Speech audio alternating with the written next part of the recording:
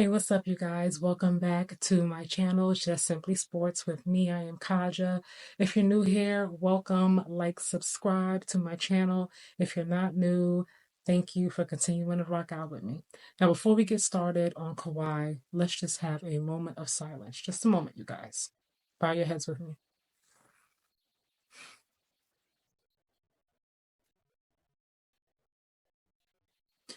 All right, you guys, that moment of silence was for the Los Angeles Clippers and their season because it is a wrap.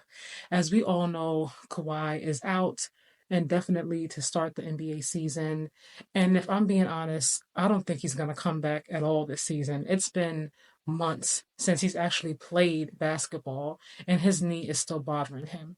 I'm just going to play a quick clip from Nightcap. I actually love this podcast, this show. And then we're just going to talk about and just mourn the loss of this season. Kawhi Leonard is expected to be sidelined for an indefinite period of time to start the NBA season as he rehabilitates the inflammation in his right knee. Kevin O'Connor pointed out the Western Conference is so stacked, there's a strong chance that now the Clippers miss the play-in, which would give the Thunder a lottery pick, which means the Thunder could end up with Cooper Flag. Just saying. Damn. Ocho, he always trying to be so nice, right? Damn.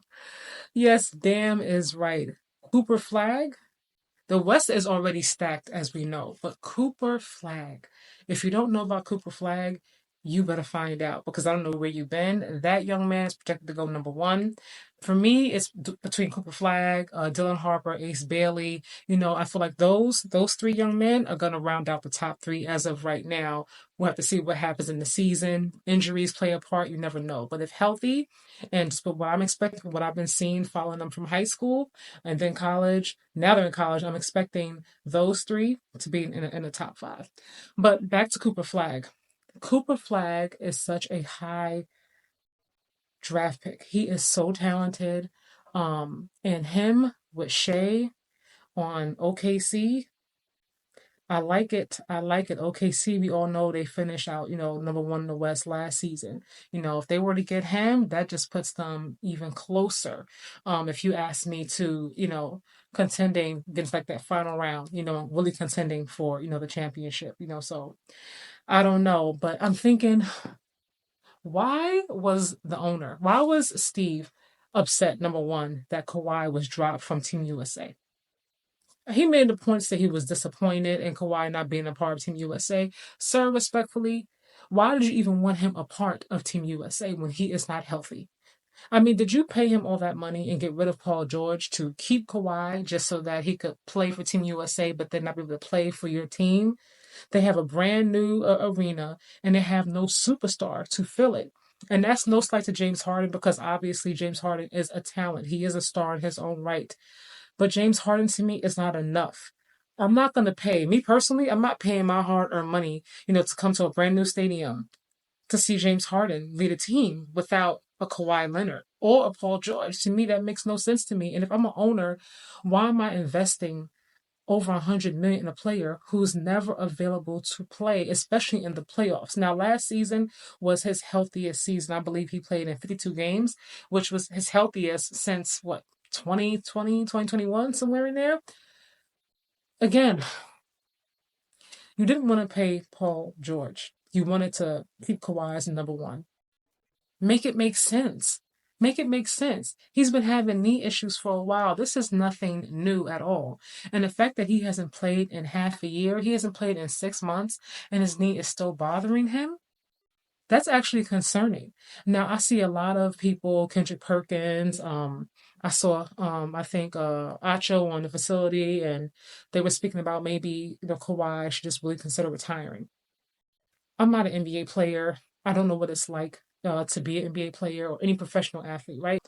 You can't just tell a professional athlete, hey, just walk away, retire, because that's decades long of a dream. You know what I mean? Like, who wants to just walk away and retire? But I will say, given the fact that This knee has been bothering him for a while, and in spite of his best efforts, and I'm sure a strong team of highly trained medical professionals, they are unable to really get to the cause of why the knee keeps getting inflamed, why he has the swelling. And even without playing basketball, it's still bothering him. Like I don't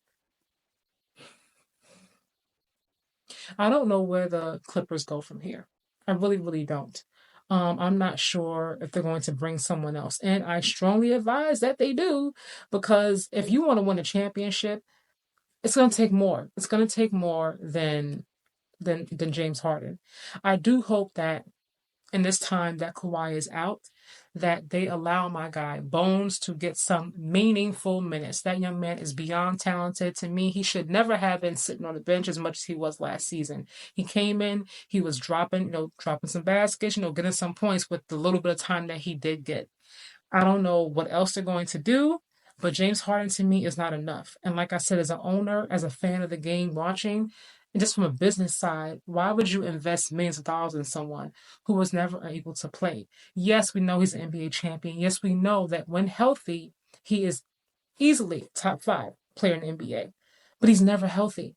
So if he's not healthy, then how does that help you?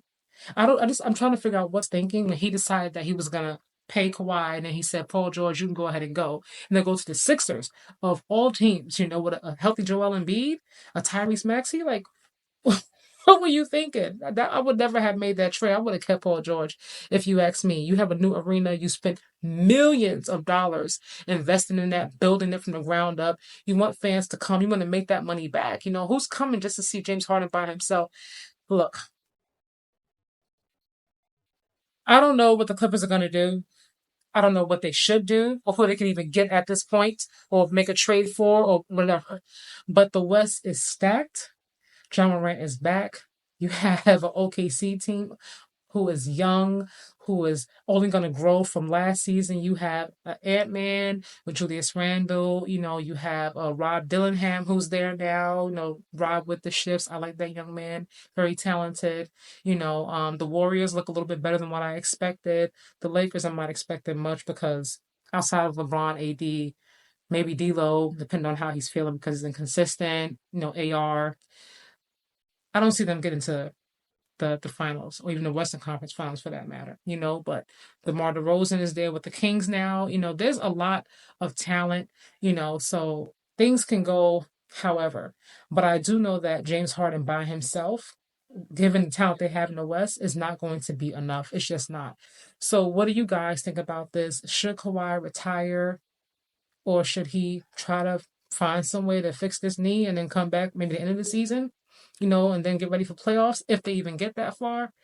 I don't know, you guys. I'm not going to tell that man he should retire because, hey, that's like a death. You know what I mean? I've heard players, professional athletes say like you have two deaths. You have like when you retire, you have like your NBA, NFL death, and then obviously one day we all pass on.